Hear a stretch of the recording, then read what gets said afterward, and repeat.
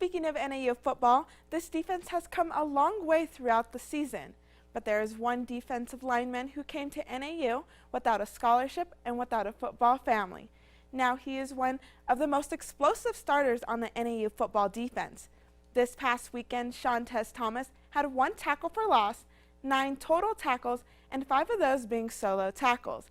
He also got his hands on the Cal Poly quarterback for the only sack of the game, which cost the Mustangs 11 yards. And that is how number 93 rushed into this week's NAU Spotlight. Without fundamentals, you can't play this game at a high level, so I really start working on my hands a lot, start working on my agility, making sure my feet and my hands are right, and I think you can be the best defensive lineman in the conference. Thomas is flying high these days, but it hasn't always been butterflies and rainbows. He has gone through a lot to get onto this team, starting as a walk-on to a linebacker, and then he was switched to defensive line. He was shortly moved to defensive tackle and was undersized, playing inside. But for Coach Travis Baker, he said he knew there was a spot for Thomas on the team. The biggest thing that stuck out was just his determination, his toughness, and his quickness, and his will to go make a play.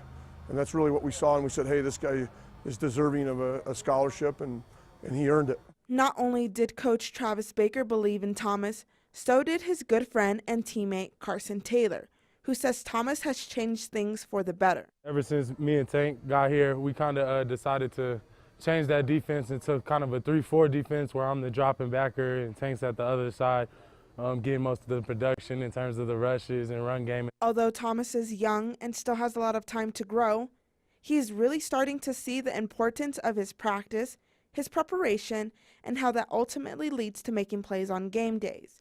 Thomas says he enjoys this experience and is looking forward to the few seasons ahead. We're a really good defense.